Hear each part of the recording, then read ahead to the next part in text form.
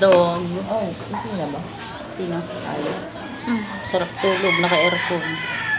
Pero hindi kinaya yung lamig eh. Opo, lamig-lamig. Gusto ko sila naka-aircon. Mainitin kasi yun. Mataba kasi, taba. Pag sinasabihin, Tatay niya lang. oo, pagka sinasabihin kong mataba, sabi niya, yung yan naman ako sa'yo, payat mo, me. O, tayo lang yun eh. Yung yan naman ako sa'yo, me, payat mo, no. Gagot. Ay, pang ina ka eh, hayop ka rin eh. Kanino to? Selfie yan.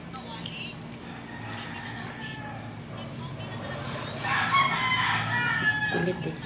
Umiinom kami kagabi ni Harold eh. Maya-maya inatawag si Harold. Ay naku tayo, hindi ako talaga makakaano ng inom. Tawag na to. Si Sak. Oo, hindi natutulog eh. Matalino din, alam niya. Ano, wala si Matalino Harold natutulog. sa tabi niya. Eh, yung kaibigan mo eh, lasing na. Sabi ko, tama na nga, huwag ka nang uminom at baka ay kay di ka na makababasin sa hagdan namin. Tumaob-taob ka na dyan. Taga dyan lang yun. Yung nga kilala yun eh, sabi niya sa akin. Ay, sabi ni Harold, kilala mo to ta? Hindi, ayun ko lang nakaharap yan eh. Ayan yung kapatid niya yung kanina yung kasama ni Fritz. Ayun ba yun? Hindi, kapatid niya yun. Ay, hindi, sabi, ha? Oo. Dahil na itsura. Yung isa niyang, yung si Balong, tapos yung pangalawa. Yun ang magkamukha talaga, kala mo kambal. Siya, malayo yung itsura niya sa Ito kaya yung balong-balong na yan, maitim eh. Ayun naman kapatid niya, maputi eh. Pero sa lahat ng tropa ni Fritz, siya lang yung maano, Ayos. na... Malinis. Yung may itsura. Sila kasi Jacob ah. May itsura ba yan? Hindi siya sa tropa ni Fritz. Parang siya lang may itsura kaya ba sila Jacob, papangit eh. Pero mababait naman yung mga yun. Pasaway lang.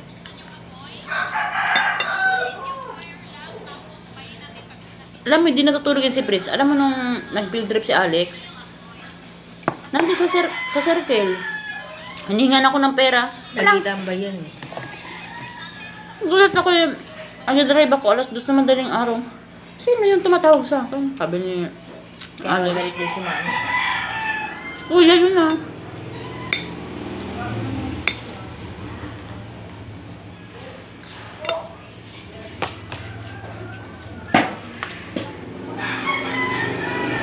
Saan galing to dito rin? Ayun. Itong ketchup.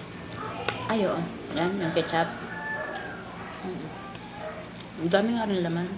Ayos naman kay Dad niya. Last year, ano yung mga ano?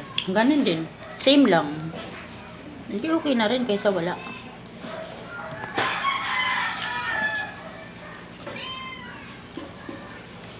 Ang dami pang bigas. Mm. Sayang din yun no, kung di nakuha yung isa. Oo naman. Ganun pala siya kalaki no? Ilang ano? 25 kilos yan. Dati, last year, 20 kilos. Ngayon, ginawa ng 25. Sabi ko nga, Ate Elby nga, inggit na inggit eh. Gusto nga bilhin niya isa. Ayoko te. Sabi ko, Bakit di ba siya nakuha? nakakuha siya, pero isa lang. Sabi ko nga sa kanya, dapat kasi dinideclare mo yung mga anak mo. May mga asawa na yan eh. Bakit hindi Inggit na sila, inggit sa akin. Ano, bakit? Sabi Hindi sa pa akin, nakakaboto? dapat yung nagsisenso, sa census oo. kasi inaano yun, dapat kasi Sinabi niya na. dineclare niya yung mga anak niya na may asawa na. Sabi ko sa susunod, i-declare mo yung mga anak mo na may asawa na para tatlong pamilya kayo. Sabi ni Ate Aw. Ivy, nandiyan pa ba? Sabi ni Ate Aw, huwag siyang mainggit sa'yo kasi ikaw, dineclare mo yung mga anak mo na may mga asawa na. Kasi susunod, sabihin mo kay Ate Elby, i-declare din niya yung mga anak niya para mabibigyan. Maswerte rin kasi tayo kasi pag mga census, mga kilala ko yung mga nagsisensus, tapos pag istab naman, kilala ko din. Kaya, pabor din. Ate Rosita nga eh. Yan na nagbay dito. Hanggang dun sa siya pa rin ang gumabay sa akin. Kapitbahay daw eh. Sabi niya, Ma'am, kapitbahay ko to. Hindi binigyan. Sabi niya, sige, bigyan mo ako ng scratch. Nunotan ko doon. Agad binigay ah. Sabi ko, ma'am, pumayag po. Kasi hindi ko naman talaga nakuha. Pinagkikita ng lalaki, nakuha ko na daw, oh, bakit ko yan dito sa akin ng stab? Ano yun? Magic? Kukuha ko Wala ng... kang mapakitang stab. Nakuha mo. Oo. Pero pag meron, hindi mo pa nakuha yun, matik yun. Hindi mo nagwawala eh.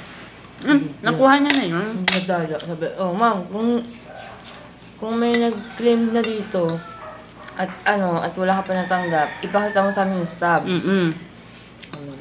Napakadali kasi. Ang stab, pag na-claim mo na yung grocery, iso-surrender mo. Ngayon, pagka hindi mo talaga nakuha yung grocery, matik, nasa sa'yo yung stab.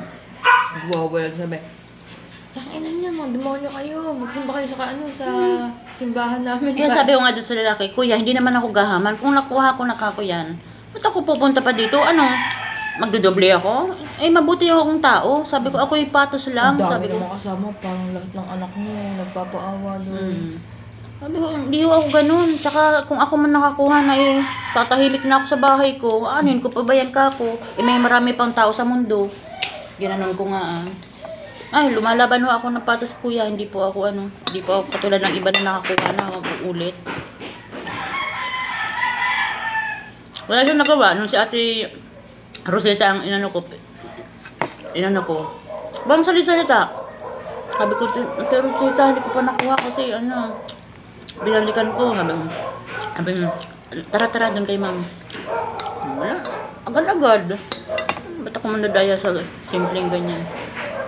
Yun yung bigay ni Himpisa, binigay ko Kuya Big Boy yung isa eh, kasi naawa kasi ako nangihingi sa akin ng stab. Sabi ko, late ka na nagsabi. Sabi ko, Ilan nakuha mong ganyan? Ngayon ba? Ito ba nga hinatid ko pa Ako naman, nag-share lang din ako kasi wala siya nakuha ang bigas eh. Sabi ko, pag damutan mo na yan, sabi ko, pasensya ka na, yan lang kaya mong ibigay sa'yo. Sabi niya, Ngik, nagbigay ka pa nga eh. Ba't dalawa lang? Ha? Ba't dalawa lang? Dalawang bahay tayo Tsaka si ate Sil Doon sa mamatid. At saka si ate Sil nagbigay, ano ka ba? Doon sa mamatid. Si ate Maricel, yung pinsan ng daddy mo, taga phase 1, phase 2. Sabi niya, dun sa nagbibigay, bahala ka na dyan ano ko yan. Doon sa mamatid, Bilaharon. Nabibigay ng stab, 5. Sige na, abusin niyo na yung stab ko. Sana, uy. Kahit isang bahay lang, 5 nakuha. Dapat. Napapagod na daw sila eh. Ay, meron ganun, pero dito hindi.